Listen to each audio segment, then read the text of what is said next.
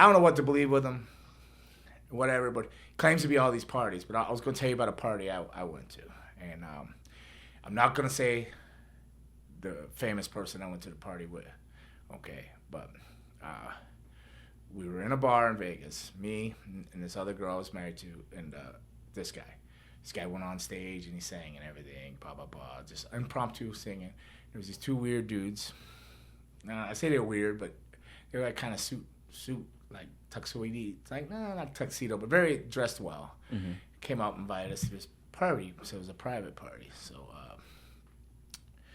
we go upstairs to this hotel, and the whole floor is rented out. Pretty much like, that whole floor was rented out. I don't think the whole hotel was rented out, but you went up the elevator. When you got off the elevator, and the way it was laid out, there was a kiosk, like a little, you know what a kiosk is? Like a little counter set up, right? Mm-hmm. People checking you out as you came in. Two people in tuxedos, all right? And the two dudes that invited us, they're with us, right? So we walk in there, and it's a whole floor of a hotel.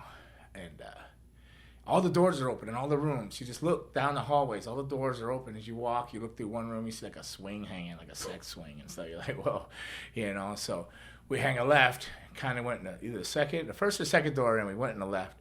And we're following the person, this other, like, celebrity guy. Now, people that let us in weren't wearing masks. People that invited us weren't wearing masks.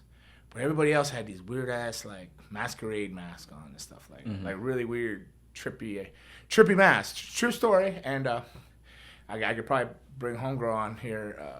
I don't talk to her that much anymore, but she could probably tell you about it. But the person we went with that was invited with us just veered over to the left when we went into one room. So it was like a studio, and it was like a living room area. And I go over there and see what he's doing, like, because he's just like, what? He's over there having sex with a girl right in the middle of the floor with a group of these weirdos in these masks watching, you know.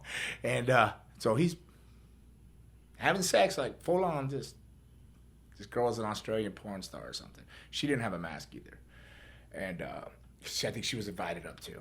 But he was just doing a boot scoot boogie with her, like, getting it on. Like, my girl goes, what's going on over there? I said, oh, this dude's over there just, she goes, no. I go, go look. She goes, no, we got to go. She wanted to leave. She was like, we got to get out of here.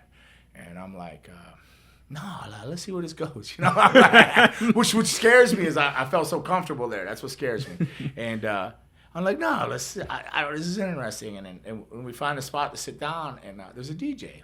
And we look up, and the DJ is on top of like I want to say like a baby grand piano, an elegant, like, beautiful, musical piano.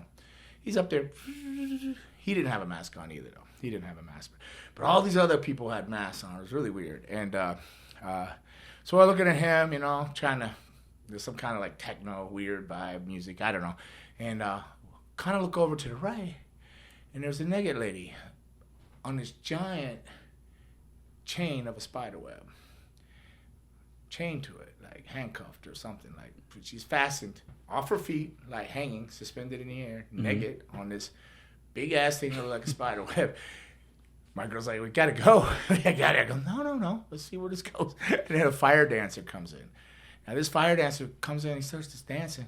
But it was, I don't want to say it was satanic looking, but now that I think about it, he's probably satanic looking, you know. But he comes in and he takes the fire and is burning her in her private areas. Down low, the nipples, and she's just, and like, I'm not just like, he wasn't just heating it up, you know, like just whatever. He was burning these things, and she's like moaning and pleasure or whatever. Now, in the meantime, while this is going on, those dudes that invited us up there kept bringing her drinks. And she says, I go, you're not going to drink that? She goes, no, I'm not drinking that. We need to get out of here. And I go, I'll drink it. She goes, don't drink that. Don't drink that. I go, I'll drink it. Because I didn't want to go over to the bar. It was like around the thing. And I'm not going to say I was creeped out, but I still was like observing shit. Like, I'm trying to get my boundaries. So I wasn't ready to go around away from her yet. You know, like I wasn't going to leave her there. So I said, I'll drink them. So I pounded those couple of drinks because I'd already been drinking all day, so I wasn't rationalizing 100%. And she wasn't really drinking, so she was full thought process and everything. And She's like, we gotta go. I go, no. And then, but I think they saw that she wanted to go and was talking to me, and then they came up to me and they leaned in and said, hey, if you go in the bathroom, there's some party favorite things, like, I'm like,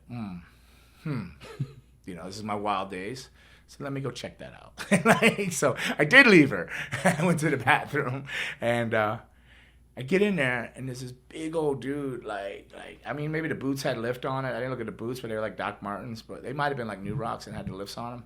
But he was naked. All I saw was a bare ass facing me, and he had an apron on, like a leather apron tied to him. So he's in boots and a bare apron. When the dude turns around, he has a gas mask on. Like whoa. So he goes, what do you need? And I look over behind him, and there's a scale out and a kilo of cocaine.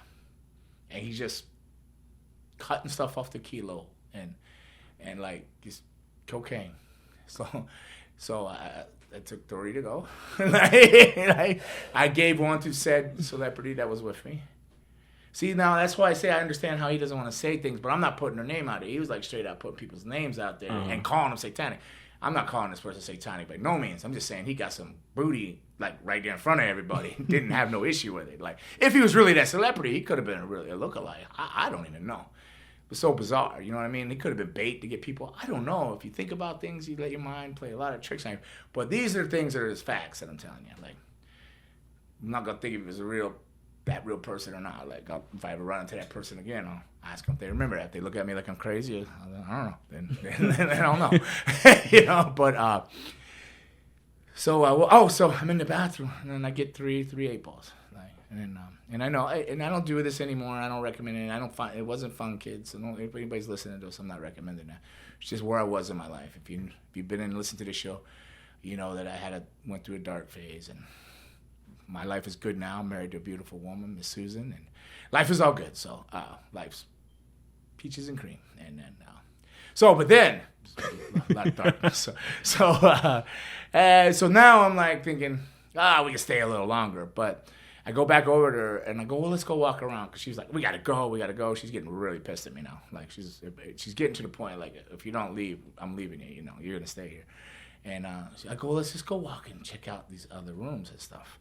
So get up, and then I go, whoa. I felt like a little something. I'm like, whoa. And I didn't think about the drinks. And she goes, you shouldn't drink those drinks. I go, maybe not. I don't know. So I did some other stuff, tried to balance out. And I was like, it was like I was really like crashing, and we get to this one room and I sit down on a bed, and the bed is the size of a 16 by 16 wrestling ring. It's this big bed. I look up, there's mirrors. Look around, and here comes these two dudes in suits. So I'm thinking they're kicking me out of there, right? The guys that checked you in at the front, and they go, "Hey, you good?" I go, "Yeah, I think so. It's a big ass bed, And you go, yeah, an orgy's about to happen in here. I go, whoa, I'm like an orgy.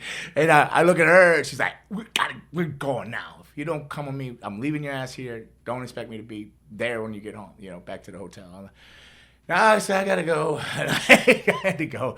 But they came home and said that. So, and there's all these weird people in masks. And so we go to get out of there. And by this time, I have lost all bearings to where I was. It felt like a lifetime, but it probably took me an hour and an 8-ball cocaine to find my car. Because I was dropping. I was so messed up on whatever was in those drinks. So I get back to the hotel room, and I'll cut the short story. I get back to the room, and she's like mad because she didn't really do those kind of drugs and stuff like that or anything. And then I was drunk and just being obnoxious and an ass. Not rude or mean or anything, but just not listening, had my own agenda, whatever. When you're drinking, you're an idiot sometimes. I was an idiot that day. And she's trying to sleep, and she wakes up. She goes, what is wrong with you? Why are you looking at me? I went, and she goes, what? I told you not to do that stuff. I go, no, it's not that stuff. She goes, what is wrong with you? I go, man, your face is like melting, and you look like Alice Cooper, And she's like, what? And I go, I think those drinks were like some kind of dirty ecstasy or something really bad. She's like, I told you not to drink it. Of course, I heard a lot of I told you so's for the next 3 days. But about that time, I looked at my hand, and it was you ever see the yellow transformer, like the car, like Bumblebee? Yeah. Yeah. What was that, right? And then my hand turned into a helicopter and flew off my arm. I'm like, whoa, no. I go, my hand just flew away. I'm like freaking out. My hand just flew away. She's like, shut up and go to sleep. But there was no way I could go to sleep now. It was like, whatever it was like an ecstasy or something dirty, but it would wake you up. It was crashing me earlier, but then you went into another, a level of, kind of awake and tripping and balls and sweating. And I just laid there all night. I had to be somewhere the next day, and go there the next day. They almost didn't let me into this was ward ceremony, and they said, "Are you all right?" I'm like, "No." They go, "Are you gonna hurt anybody?" I go, "No." I go, "I'm just tripping balls. Somebody spiked my drink," and they were like, "Okay, go on in." So I'm not gonna say where it was or what I did, but at the end of that night, I sat there through the whole ward thing, sweating and sweating and sweating. And by the end of the night, when I started feeling better and felt normal, next thing you know, I was sitting with Flavor Flav from Public Enemy. He's like, "You all right, man?" I go, "Yeah, man, I was on a bad trip." He goes, "It looked like it." I just happened to be randomly in a bar, private room up in a bar. And I looked down, and the girl, she was sleeping, and because she had enough, but I couldn't sleep because whatever was in my system just, was crazy, But with all that being said, I don't know why I explained all that. Now people are thinking, Gangrel's a weirdo. But I'm thinking, was invited to that party randomly, they were just picking people. I don't know if they're grooming you for things, or these bad things were going to happen to you, or these motherfuckers are going to pull out something and drink your blood. You think you're a vampire, wait till you see us. I don't know what was going on there. I don't know what I almost got into. I know what I saw. So when I listened to this guy, and I go back to this guy with his face tattooed up, this Richard brother, I go, it just did it again, bro. Whoa, see? Every time I fish in hand, it goes out. You see that? Right? So cut right at that part. You see if I can make it going. Whoa, you see this? Yeah, Raymond. Maybe it's time to not talk about it no more. This is... See what happens. Extremely... Alright. It's going now. Alright, so Raymond, there's another technical difficulty. I don't even know where I'm at, but I'm getting the vibe. This is the second time, and he was shut down fully here. Yes. And 73 episodes has never happened. 74. Maybe we're talking about something we're not supposed to talk about, even though I'm just talking, and I'm just telling you one of my life experiences, that party. But I don't even know where I was going with it. I was going to tell you, this guy, maybe he has a greater cause, but maybe he's just blowing things out of proportion. But yet I've been to parties similar to that.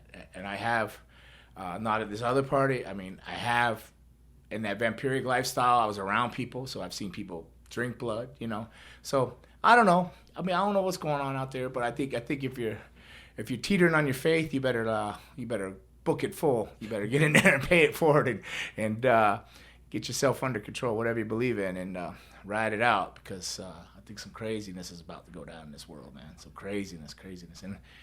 And yes, maybe my mind's working overtime, and no, they don't have me afraid because I'm quite comfortable with everything around me. But I do think there's some suspicious stuff out there. If there's a thought, there's a way. If somebody's thinking something, maybe it can happen, or somebody's going to put something in. I don't know. So beware, take care. Freaks come out at night, want something, get something bad enough.